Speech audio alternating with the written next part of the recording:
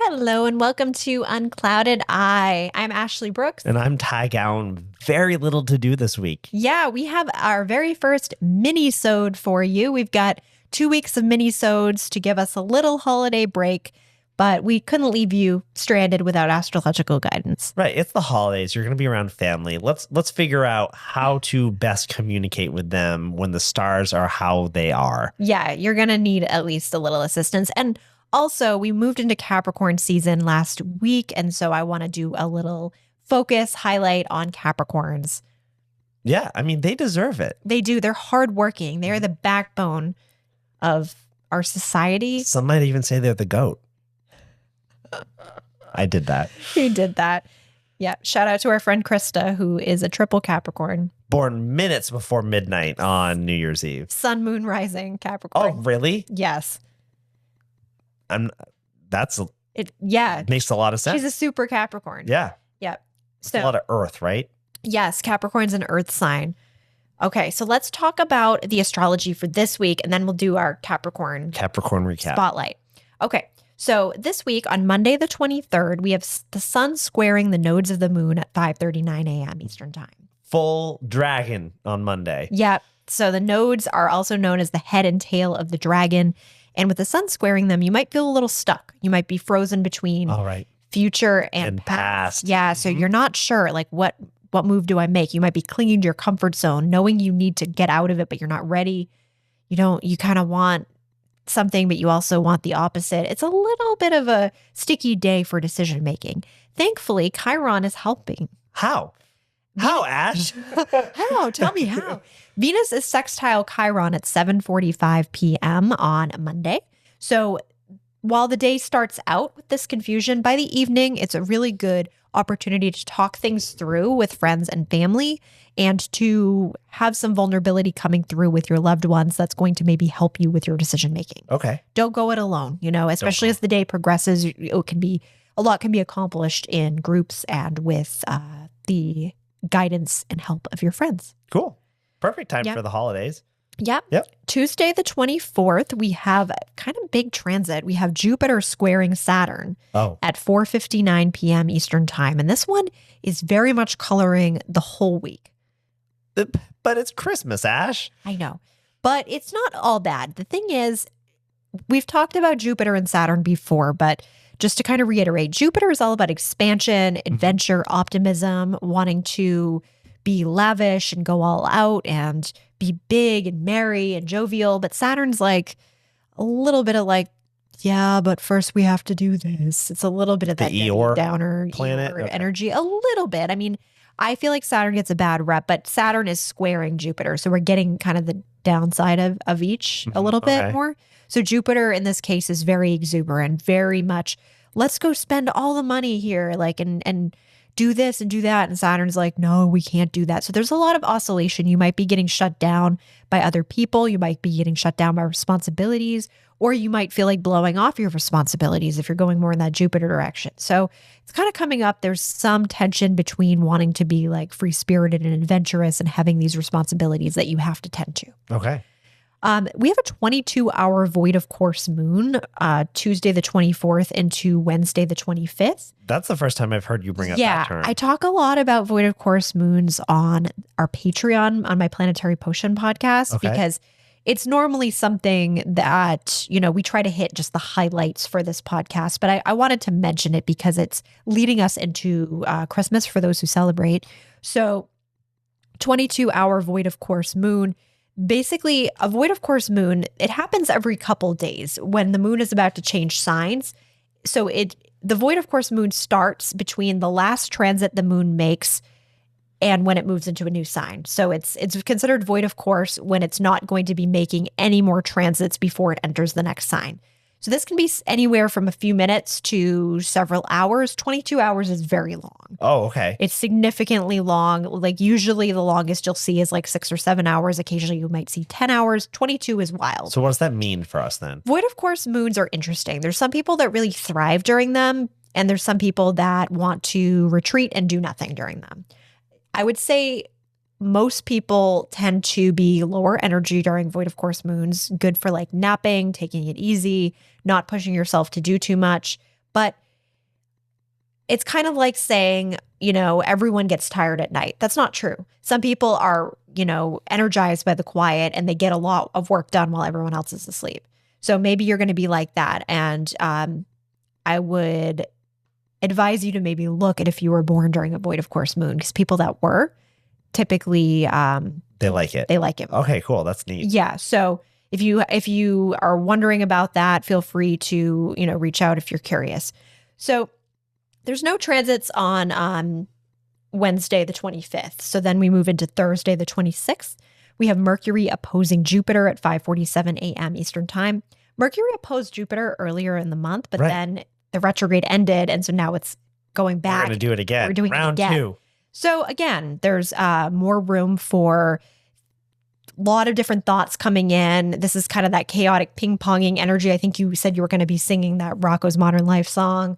This is that same transit. Oh my God, we're back at it the day after Christmas. Back at it. So your brain, you might be, I don't know, some people might be back to work. They're going to be probably like your focus is on anything but work. I mean, that's fair. It is fair. Yeah, we're closing out the week. Yeah. Hopefully no one's sending those emails. You might, there's no filter with this transit. You might just be saying whatever's on your mind. Friday the 27th, Mercury is squaring Saturn at 2:28 a.m. Eastern time. We could feel a little closed off. We don't really want to talk to people. This is very much more of a solitary day on Friday. You might find that you're overthinking things. You might be more perfectionistic. You might be more in your head. So it's going to be good to distract yourself, but maybe not with conversations with other people. That's probably not going to help. Okay. Distract yourself by like watching a movie, playing a video game, something that's just going to give you something to like kind of watch and kind of participate, get lost in. I can do that on a holiday week. Yeah, for sure. Oh, I asked for the new Mario Party for Christmas this year. Really? So I'll call you during this Okay. get on. That sounds great. Saturday the 28th, we have Venus squaring Uranus at 2:41 a.m. Eastern time. A lot of squares and oppositions this week, unfortunately. I don't prefer it unless you're going to go full Grand Trine. Grand Cross? Oh my gosh, I'm trying, Ashley. You're trying? I'm trying. I'm really trying. No, because we love a Grand Trine. Grand Cross is what we learn from. So. Yes. I love your take and your spin on Grand Cross. So Venus squaring Uranus, we could have some surprises coming up in relationships on Saturday the 28th. Somebody might have made plans with you. They don't show up, or they're late, or they blow you off, or, somebody that you thought was one way is going to just be a completely different way. On this day? In this house? Are you kidding me? Saturday the 28th, yeah. It is the weekend after a holiday. You show up for your friends and your family. Yeah, maybe just call them and let them know. But there's surprises coming in. And thankfully, the next day, Sunday the 29th, Chiron Retrograde is ending at 4:12 p.m. We're going forward with Chiron again. Yep. So a lot of past healing was going on over the past few months. A lot of inner child work, maybe some recurring dreams again. Might have been kind of going back on old issues that had to do with like self-confidence and going out to be yourself in the world. So this is ending. This allows us to kind of move forward a little bit. We're not going to be focusing as much on the past with this transit. Okay, cool. So that's what this week is bringing. It's kind of a lot. So make sure you're taking care of yourself, and there could be some emotions coming up. Just ride it out, Ride it out. Yeah. I bet there's definitely going to be emotions coming around when so many people are spending so much time with friends and family. Yeah, especially that Friday. If you can get away that day and do your own thing, or like you said, Mario Party, like playing a game with other people where there's not as much conversation, you're just kind of all working on the same mutual thing. Okay. Sounds good to me. Momo's on the move. Making his appearance here. Yeah. Mm-hmm. Okay, so we're going to talk about Capricorn now. Momo wants that. I can tell. He's not a Capricorn, is he? No, we don't know. Yeah, it's a mystery. We found him on April 20th. So that's kind of where we celebrate his birthday. 420. Yeah, that he's a green cat. Yeah. Okay. So Capricorn season lasts from December 21st to January 19th this year. And Capricorn's element is Earth. They are an Earth sign. They're a cardinal Earth sign. Again, cardinal modality means that they start a season. They're the best. Says the Aries, who's also a cardinal sign. That was so loud. My cat is so heavy. That was like a sack of vegetables falling. I bet all the cameras shook. Like, it's what I think. So they start off a season. They're starting winter in the northern hemisphere, summer in the southern hemisphere. Their ruling planet is Saturn. Their symbol is actually something called the sea goat, which is interesting because you usually just hear it as the goat, but it's technically the sea goat. But they're Earth based. They are. Okay. So the goat is, you could also think of it as the goat because they actually rule over goats and hooved creatures, but their like symbol is the sea goat. Tell me more about these sea goats. So the sea goat is this weird mythical creature that is half goat and almost has like a mermaid tail. Do you have a picture up? Where? Yeah. If you're watching along on YouTube, you will see this art by Dawn Aquarius. So she's like that's a mermaid, but she's also a goat. Okay. She's a goat maid. So the sea goat is interesting because I think a lot of people just think of Capricorns as being very rational and logical and straightforward, but sea goat gives them a touch of, the bizarre. Like they have a little imagination. They just are very hardworking and they want to work toward that. There's some whimsy there. And I think a lot of people overlook that with Capricorns. Their opposite sign is Cancer. Capricorns are very business oriented. They're ambitious. They're more about reaching goals, whereas Cancer is more about nurturing, being there for friends and family, and loyalty. Not to say that Capricorns can't do that. They just tend to be more motivated by like a goal. I'm just seeing Krista. I know. Our She's friend Krista. She's the super Capricorn we mentioned. And yeah, she's always the like template for Capricorns that I think about. She's why Haunt Me survived, is because we wanted to do the fun stuff. And Krista, actually, she wanted to do the business. She wanted to be like the banker and do the taxes and do the website. And she just kind of kept it going. Yeah, everything I never wanted to touch, Krista did. So thank you, Krista. Yes, thank you. Shout out, Krista. So their day of the week is Saturday, and Saturday being ruled by Saturn, that makes sense. They rule over goats and other hooved creatures. So we think about Capricorn, like one of my favorite analogies for Capricorn with the goats is goats, they're on mountaintops. They're climbing mountains, and they're always taking these like precarious jumps with their tiny little legs. But the thing about Capricorn that's kind of similar to goats is they take these leaps and they go for these big goals, but they always look before they leap.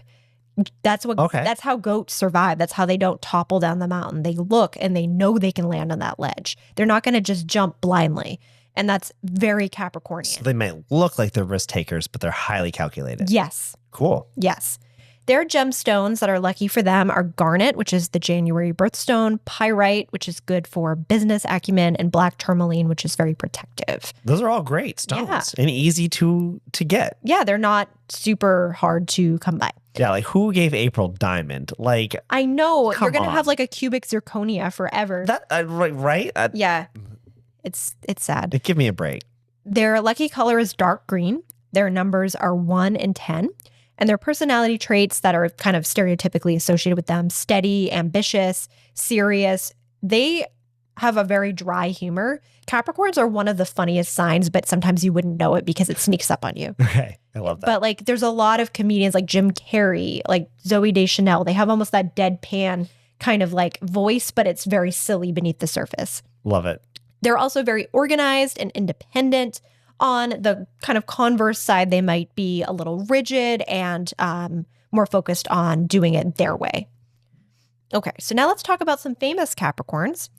For musicians, we have Dolly Parton, Aaliyah, Sade, David Bowie, Janis Joplin, Hayley Williams from Paramore, Eartha Kitt, and Mary J. Blige. So a lot of like very sophisticated people on here, just really like climb to the top of their particular genre. In this dancery. Yes. Sorry. Sorry. In this dancery. Okay, so sorry, that I totally knocked you off balance. I'm so sorry. No, it's hilarious.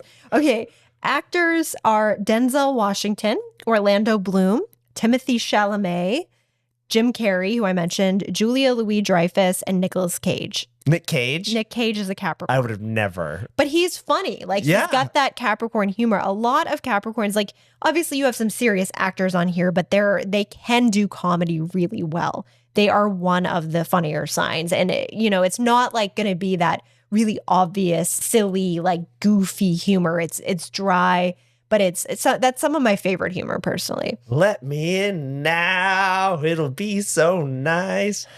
Have you seen? Oh, have you not seen Nick Cage's latest movie yet? I have seen that. Oh, Yes. Did I get the quote right? I think so. Okay, yeah. I think so. That's where I was going with that one. Are you the birthday girl? That. Yes. Yeah. Okay. I mean, it's kind of funny still. It was hilarious. I was laughing. I know. I know that threatened, but yeah, it's scary, but it's also funny. Like it's hard to not be funny. I don't know. Let me in now. I think that was it, Mommy? Yes. Yeah. Mm-hmm. Okay.